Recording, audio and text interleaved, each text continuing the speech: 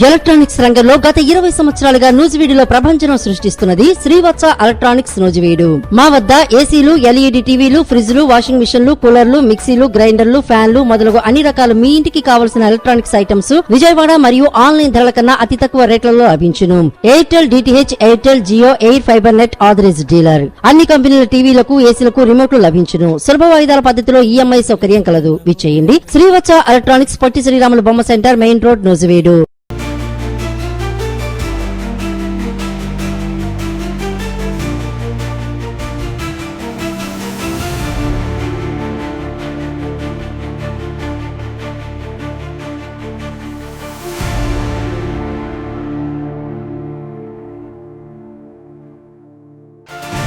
ప్రపంచ ఆర్థిక శక్తిగా నిలబెట్టే లక్ష్యంతో కేంద్ర బడ్జెట్ 2026-27 53,47,315 కోట్లతో పథకాల ప్రవేశపెట్టిన ఆర్థిక మంత్రి. భారత్ ను ప్రపంచ స్థాయిలో బలమైన ఆర్థిక శక్తిగా నిలబెట్టే లక్ష్యంతో కేంద్ర ప్రభుత్వం బడ్జెట్ 2026-27 ప్రవేశపెట్టింది.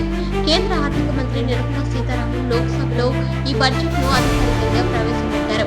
మొత్తం 53,47,315 కోట్ల రూపాయల వ్యయం అంచనాలతో ఈ బడ్జెట్ రూపొందించినట్లు మంత్రి ప్రకటించారు. అభివృద్ధి, సంక్షేమం, మౌలిక వసతులు, ఉపాధి, డిజిటల్ ఇండియా, వ్యవసాయం, విద్య, ఆరోగ్యం అన్ని రంగాలకు సమతుల్యంగా నిధులు కేటాయించినట్లు తెలిపారు. ఈ బడ్జెట్ ప్రధాన లక్ష్యం దేశ ఆర్థిక వృద్ధిని మరింత వేగంగా చేయడం, యువతకు ఉపాధి అవకాశాలు పెంచడం, పేద మరియు మధ్యతరగతి ప్రజల జీవన ప్రమాణాలు మెరుగుపరచడమని ఆర్థిక మంత్రి పేర్కొన్నారు. గత కొన్ని సంవత్సరాలుగా దేశ ఆర్థిక వ్యవస్థ స్థిరంగా ఎదుగుతోందని, ఇప్పుడు భారత్ ప్రపంచంలో ప్రధాన ఆర్థిక శక్తిగా మారే దశలో ఉందని ఆమె అన్నారు. బడ్జెట్ ప్రసంగంలో ఆర్థిక మంత్రి ముందుగా మౌలిక వసతుల రంగానికి ప్రాధాన్యమిచ్చారు. రోడ్లు, రైల్వేలు, విమానాశ్రయాలు, పోర్టులు, మెట్రో రైలు ప్రాజెక్టులకు భాగంగా నిధులు కేటాయించారు. ఈ రంగాల్లో పెట్టుబడులు పెరగడం వల్ల లక్షల సంఖ్యలో ఉద్యోగాలు సృష్టించబడతాయని ప్రభుత్వం భావిస్తోంది. దేశవ్యాప్తంగా నేషనల్ హైవే ప్రాజెక్టులను వేగవంతం చేయాలని, గ్రామీణ రోడ్ల నిర్మాణానికి కూడా ప్రత్యేక నిధులు కేటాయించినట్లు మంత్రి తెలిపారు. రైల్వే రంగంలో ఆధునికీకరణకు ఈ బడ్జెట్ లో కీలక స్థానం ఇచ్చారు. కొత్త రైళ్ల ప్రవేశం, స్టేషన్ల అభివృద్ధి, డిజిటల్ టికెటింగ్ వ్యవస్థ, భద్రతా చర్యలపై దృష్టి పెట్టారు. సరుకు రవాణా సామర్థ్యం పెంచేందుకు ప్రత్యేక కారిడార్ల నిర్మాణానికి నిధులు కేటాయించారు. దీనివల్ల పరిశ్రమలకు లాజిస్టిక్ ఖర్చులు తగ్గుతాయని ప్రభుత్వం భావిస్తోంది. వ్యవసాయ రంగానికి కూడా ఈ బడ్జెట్ లో పెద్దపీట వేశారు. రైతులకు తక్కువ వడ్డీతో రుణాలు, పంటల బీమా పథకాల విస్తరణ, సాగునీటి ప్రాజెక్టులకు అదనపు నిధులు ప్రకటించారు. గ్రామీణ ప్రాంతాల్లో గిడ్డంగులు, కోల్డ్ స్టోరేజ్ కేంద్రాలు ఏర్పాటు చేయాలని నిర్ణయించారు. రైతుల ఆదాయం పెంచడమే లక్ష్యంగా కొత్త వ్యవసాయ మార్కెటింగ్ విధానాలు అమలు చేయనున్నట్లు మంత్రి తెలిపారు. విద్యా రంగంలో నూతన విద్యా విధానానికి అనుగుణంగా కొత్త పథకాలు ప్రకటించారు. పాఠశాలల అభివృద్ధి, డిజిటల్ విద్య, ఆన్లైన్ లెర్నింగ్ ప్లాట్ఫామ్లకు నిధులు పెంచారు. ఉన్నత విద్యలో పరిశోధనలకు ప్రత్యేక నిధి ఏర్పాటు చేశారు. నైపుణ్య శిక్షణ కేంద్రాలు ఏర్పాటు చేసి యువతకు, పరిశ్రమలకు అవసరమైన నైపుణ్యాలు అందించాలని ప్రభుత్వం లక్ష్యంగా పెట్టుకుంది. ఆరోగ్య రంగంలో ప్రభుత్వ ఆసుపత్రుల బలోపేతానికి బడ్జెట్లో కీలక కేటాయింపులు చేశారు. గ్రామీణ ఆరోగ్య కేంద్రాలు, మెడికల్ కాలేజీల నిర్మాణం, డిజిటల్ హెల్త్ కార్డుల అమలు వంటి అంశాలకు నిధులు కేటాయించారు. ప్రజలకు తక్కువ ఖర్చుతో నాణ్యమైన వైద్యం అందించడమే ప్రభుత్వ ప్రధాన లక్ష్యమని ఆర్థిక మంత్రి తెలిపారు.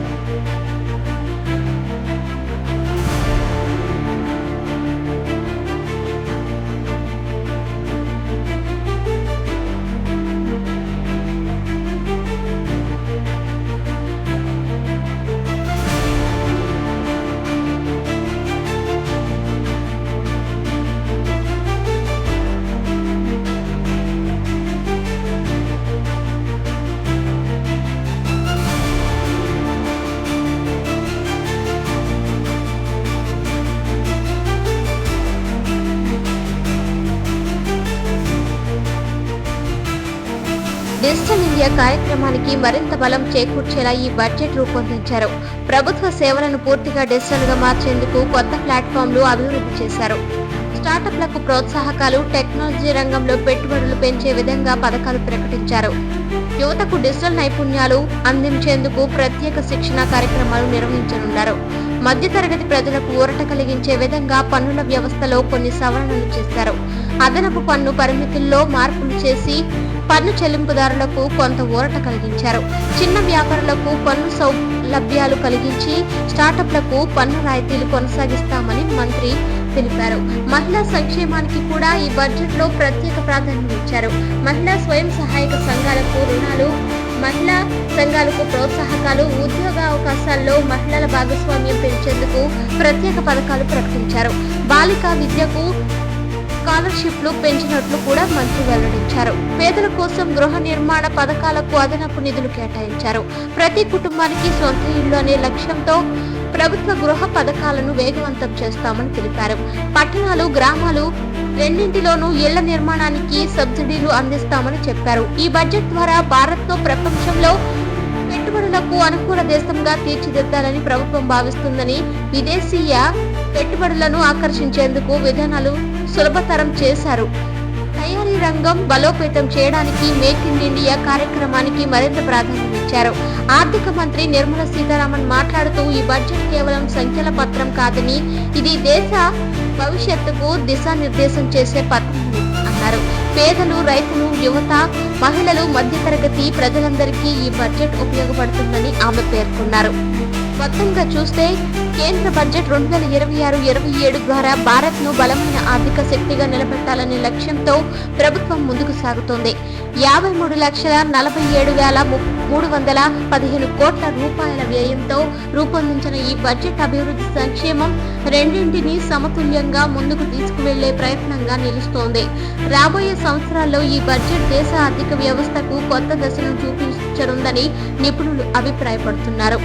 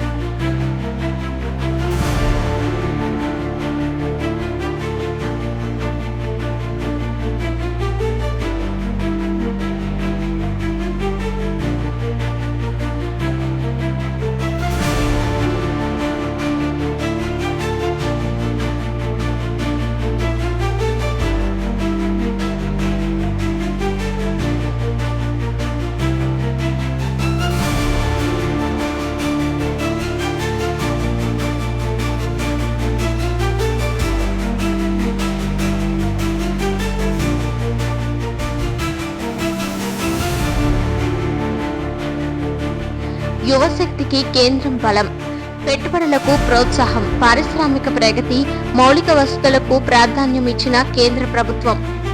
దేశ భవిష్యత్ యువత చేతుల్లోనే ఉందని నమ్ముతున్న కేంద్ర ప్రభుత్వం యువశక్తిని బలపరిచే దిశగా కీలక ప్రణాళికలు రూపొందించింది.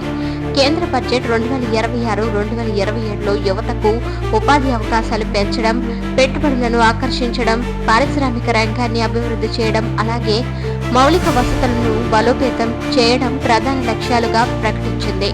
ఈ 4 అంశాల చుట్టూనే దేశ ఆర్థిక అభివృద్ధి తిరుగుతుందని కేంద్రం స్పష్టం చేసింది. కేంద్ర ఆర్థిక మంత్రి నిర్మలా సీతారామన్ బడ్జెట్ ప్రసంగంలో మాట్లాడుతూ యువతే దేశానికి అసలైన శక్తి అని అన్నారు. యువతకు సరైన విద్య, నైపుణ్యాలు, ఉపాధి కల్పిస్తే దేశం వేగంగా అభివృద్ధి చెందుతుందని పేర్కొన్నారు. అందుకే ఈ బడ్జెట్లో యువతను కేంద్రంగా చేసుకుని పలు కొత్త పథకాలు ప్రవేశపెట్టామని తెలిపారు. ముఖ్యంగా యువతకు ఉపాధి అవకాశాలు కల్పించేందుకు నైపుణ్య శిక్షణ కేంద్రాలు సంఖ్యను పెంచాలని ప్రభుత్వం నిర్ణయించింది. ప్రతి జిల్లాలో కనీసం ఒక ఆధునిక స్కిల్ డెవలప్మెంట్ సెంటర్ ఏర్పాటు చేయనున్నట్లు మంత్రి వెల్లడించారు. ఇక్కడ technology, IT, electronics, mechanicals, electric వంటి రంగాల్లో శిక్షణ ఇవ్వనున్నారు. పరిశ్రమలకు అవసరమైన నైపుణ్యాలతో యువతను తయారు చేయడమే ఈ కార్యక్రమం లక్ష్యం. స్టార్టప్లకు కూడా కేంద్ర ప్రభుత్వం పెద్దపీట వేసింది. యువ కార్మికులకు తక్కువ వడ్డీలతో రుణాలు, పన్ను రాయితీలు, సాంకేతిక మద్దతు అందించనున్నట్లు ప్రకటించింది. ముఖ్యంగా గ్రామీణ ప్రాంతాల్లో స్టార్టప్లను ప్రోత్సహించేందుకు ప్రత్యేక పథకాలు రూపొందించారు. దీనివల్ల గ్రామాల్లో కూడా కొత్త వ్యాపారాలు మొదలై ఉపాధి అవకాశాలు పెరుగుతాయని ప్రభుత్వం భావిస్తోంది. పెట్టుబడులకు ఉత్సాహం ఇవ్వడమే లక్ష్యంగా కేంద్రం కొత్త విధానాలు తీసుకొచ్చింది. దేశంలో పెట్టుబడులు పెట్టేందుకు దేశీయ, విదేశీయ కంపెనీలకు అనుకూల వాతావరణం కల్పిస్తున్నామని ఆర్థిక మంత్రి తెలిపారు. అనుమతుల ప్రక్రియ సులభతరం చేయడం, డిజిటల్ విధానాలు అమలు చేయడం ద్వారా పెట్టుబడిదారులకు సౌలభ్యత కలిగిస్తున్నట్లు చెప్పారు.